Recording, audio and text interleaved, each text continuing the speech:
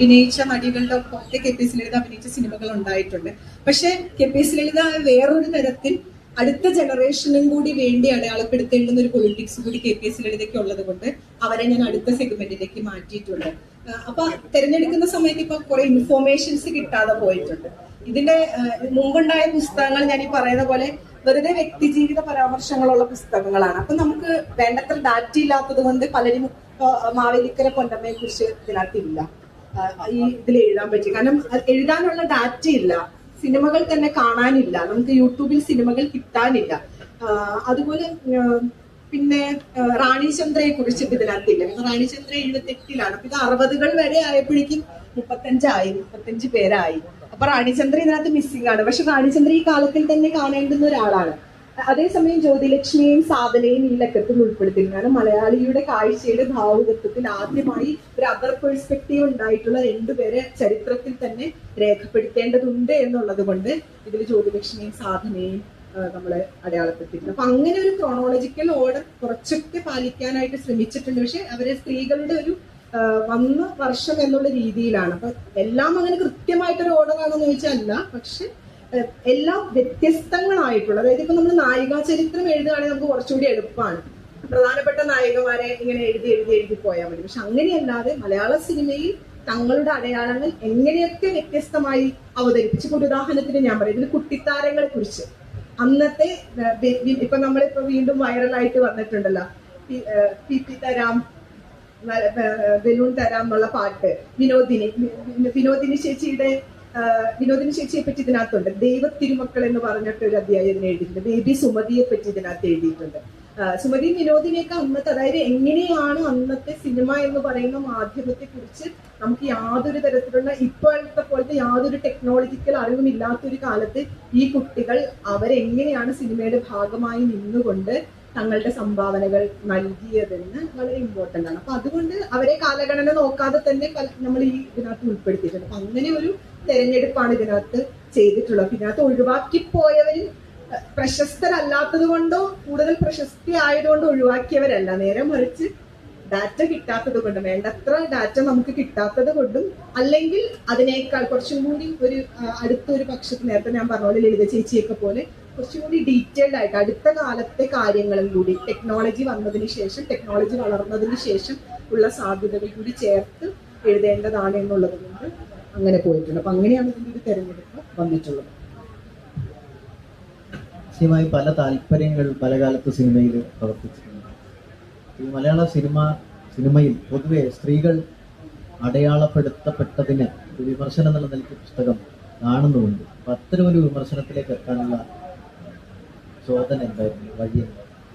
ഇതിനകത്ത് എങ്ങനെയാണ് ഒരു മലയാളത്തിലെ സ്ത്രീയെ, ഉദാഹരണത്തിന് തിരയിലെ സ്ത്രീയും ജീവിതത്തിലെ സ്ത്രീയും എന്ന് നമ്മൾ എടുത്താൽ, നമ്മളിപ്പോൾ കാണുന്ന, ഇപ്പോ ഞാനൊരു ഒറ്റ ഉദാഹരണം പറഞ്ഞാൽ നിങ്ങൾക്കത് മനസ്സിലാവും. ഇപ്പൊ ഭാര്യ എന്നുള്ള സിനിമയിൽ 1972-ലാണ് ഭാര്യ എന്ന സിനിമ വരുന്നത്. 72-ൽ ഭാര്യ എന്ന സിനിമയിൽ ഭാര്യ ആരായിരിക്കണം എന്നാണ് മലയാളി സമൂഹം ആഗ്രഹിക്കുന്നത്. ചവിട്ടും കുത്തും അടിയും വർഷനവും ഒക്കെ കേട്ട് എങ്ങനെ കരഞ്ഞ് നാശമായിട്ടുള്ള ഒരു നായികയാണ് അന്ന് വേണ്ടത്. അപ്പൊ അതിനുള്ള പ്രോഡക്റ്റ് ആണ് ആ സിനിമ. 2022-ലാണ് ജയ ജയ ഹേ വരുന്നത്. 50 വർഷം കഴിഞ്ഞിട്ടാ മലയാളത്തിലെ ഭാര്യ മാറാനായിട്ട്. മലയാള സിനിമയിലെ ഭാര്യയ്ക്കൊരു വ്യത്യാസം വരാൻ 50 വർഷം എടുത്തു മലയാള സിനിമ. അപ്പൊ ഇപ്പൊ നമുക്കൊരിക്കലും പഴയ ഭാര്യ എന്നുള്ള സിനിമ ചെയ്യാൻ പറ്റില്ല. അപ്പൊ അതുകൊണ്ട് അന്നത്തെ സിനിമകൾ എഴുതുമ്പോൾ ആ കാലഘട്ടത്തിന്റെ ഒരു രാഷ്ട്രീയം കൂടി ചേർത്തിട്ട്, അത് ഇങ്ങനെയാണ് മലയാളം, ഇപ്പൊ നേരത്തെ പറഞ്ഞ പോലെ ശാരദ എങ്ങനെയാണ് മലയാളിക്ക് പ്രിയപ്പെട്ടവളായത്, മലയാളിക്ക് ഏറ്റവും പ്രിയപ്പെട്ട ഒരു നായികയായിട്ട് ശാരദ മാറിയത് അത്രയധികം കരഞ്ഞത് കൊണ്ടാ.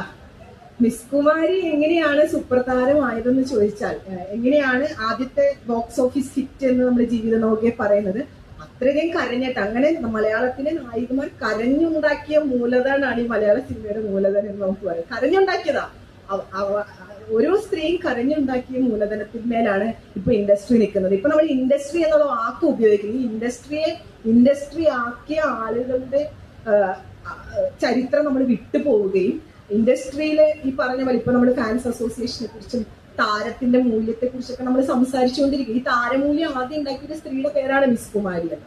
അപ്പൊ അതുകൊണ്ടാണ് നമ്മൾ ഈ കാലത്ത് ഒരു സിനിമ വിജയിക്കുമ്പോൾ നടന്റെ സിനിമയാവുകയും ഒരു സ്ത്രീയുടെ സിനിമ വിജയിക്കുമ്പോൾ അത് ടീമിന്റെ സിനിമയാവുകയും ചെയ്യുന്നു.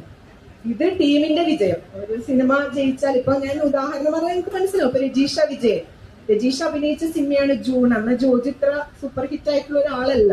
ഫൈനൽസ് പോലുള്ള സിനിമകൾ ചെയ്യുന്നു. അതിന്റെ പോസ്റ്റർ ഒന്ന് ഞാൻ ഇപ്പോഴും ഓർക്കാം. ഇത് ടീമിന്റെ വിജയം. അതേസമയത്ത് ഒരു സൂപ്പർ സ്റ്റാറിന്റെ സിനിമ ഹിറ്റായാൽ അയാളുടെ പോസ്റ്റർ വെച്ചിട്ടാണ് ആ വിജയം നമ്മൾ ആഘോഷിക്കുക. ഇതേ അവസ്ഥ തന്നെ അന്നും ഉണ്ടായിരുന്നു. പക്ഷെ അവരെങ്ങനെയാണ് ഈ ഇൻഡസ്ട്രി, സമൂഹം, മനുഷ്യർ എങ്ങനെയാണ് നമ്മുടെ നായിക ചരിത്രത്തെ അല്ലെങ്കിൽ നായികമാരുടെ സ്ത്രീകളെ, തിരയിലെ സ്ത്രീകളെ കണ്ടത് എന്നുള്ളതിന്റെ ഒരു വിമർശന പക്ഷം കൂടി. ഒരു സ്ത്രീ എന്നുള്ള രീതിയിൽ ഞാൻ ആ പക്ഷത്ത് നിൽക്കുമ്പോൾ എനിക്കുള്ളൊരു ഉത്തരവാദിത്വം ഉണ്ട്. എങ്ങനെയാണ് ഉറപ്പായിട്ടും ഇത് പണം ഉണ്ടാക്കുന്ന പണം ഇൻഡസ്ട്രി തന്നെയാണ്, കല മാത്രമല്ല. നമ്മളെത്ര ഇത് പറഞ്ഞാൽ ഇത് കല മാത്രമുള്ള ഒരു വ്യവസായം തന്നെയാണ്. പക്ഷെ ആ വ്യവസായത്തിൽ തങ്ങളുടെ കാതലായ സംഭാവനകൾ ചെയ്ത സ്ത്രീകളെ കുറിച്ചിട്ടാണ്. അപ്പൊ അതുകൊണ്ട് ആ ജീവിതം അടയാളപ്പെടുത്തിയപ്പോൾ എങ്ങനെയാണ് ഇൻഡസ്ട്രി ഇത്തരത്തിലുള്ള തിരപ്രതിനിധാനങ്ങൾ ഉണ്ടാക്കിയത്, എന്തുകൊണ്ടാണ് ഇത്തരം കഥാപാത്രങ്ങൾ ഉണ്ടായത്, അത് മലയാളിയുടെ സാമൂഹിക ജീവിതത്തിന്റെ പ്രതിഫലനമാണ് എന്ന് പല സ്ഥലങ്ങളിലും പല കഥാപാത്രങ്ങൾ എഴുതിയപ്പോഴും ചൂണ്ടിക്കാണിച്ചിട്ടാണ് എഴുതിയിട്ടുള്ളത്. അപ്പൊ അതിനെ ഒരു വിമർശനം എന്നുള്ളതിനേക്കാൾ അതൊരു സാമൂഹിക വായന കൂടിയാണ്. നമ്മുടെ കാലം അങ്ങനെ ഒരു സാമൂഹിക കാലത്തും കൂടിയാണ് നമ്മൾ കടന്നു പോയിട്ടുള്ളത്. അപ്പൊ ഇന്ന് നമുക്ക് സിനിമയിൽ അങ്ങനത്തെ ഡയലോഗ് വരില്ല. കാരണം ഇന്ന് അങ്ങനെ പറഞ്ഞ പെൺകുട്ടികൾ കൂവും എണീറ്റ് നിന്ന്. സ്ത്രീകളുടെ പൊളിറ്റിക്സ് മനസ്സിലാവുന്ന പുരുഷന്മാർ എണീറ്റ് നിന്ന് കൂവും അത്തരം കഥാപാത്രങ്ങൾ കണ്ടു കഴിഞ്ഞു. അന്ന് അങ്ങനെയല്ല, കരഞ്ഞാലാണ് കൈയിടിക്കുകയുള്ളൂ. കരഞ്ഞ് ഏറ്റവും കൂടുതൽ കരഞ്ഞു വരുന്ന സിനിമയ്ക്കാണ് ഏറ്റവും കൂടുതൽ ആസ്വാദകർ ഉണ്ടാവുന്നത്. അപ്പൊ അതിന്റെ പാറ്റേൺസ് തന്നെയാണ് സൃഷ്ടിക്കപ്പെട്ടുകൊണ്ടിരുന്നത്. അപ്പൊ ആ പാറ്റേണുകൾ എന്തുകൊണ്ടുണ്ടായി എന്നുള്ള ഒരു സ്ത്രീപക്ഷ സമീപനം അതിനകത്ത് ചേർത്തിട്ടുണ്ട്.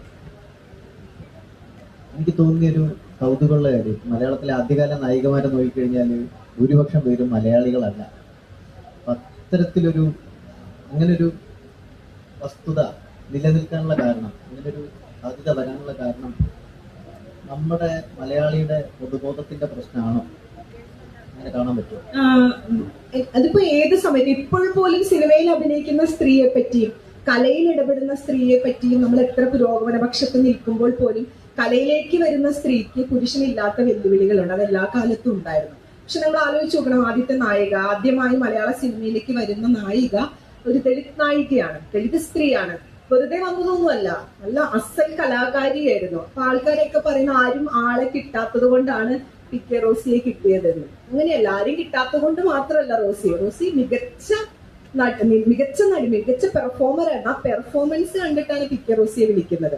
പക്ഷെ അങ്ങനെ വന്ന ഒരു പെർഫോമറെ ദളിതായതുകൊണ്ടും മാത്രമല്ല അവരെ അവിടെ നിന്ന് ഓടിച്ചു കളയുന്നത്. ആ സിനിമ അതിന്റെ സന്ദർഭം നോക്കിയാൽ നമുക്കറിയാം. അതായത് തിരയിൽ അവര് ഒരു നായർ യുവാവിനെ പ്രണയിക്കുകയും സ്ക്രീനിൽ അയാള് പൂവെടുത്ത് ചെവിയിലേക്ക് വെച്ചു കൊടുക്കുന്ന അപ്പോഴാണ് ആദ്യത്തെ കല്ലേറുണ്ടാവുന്നത്.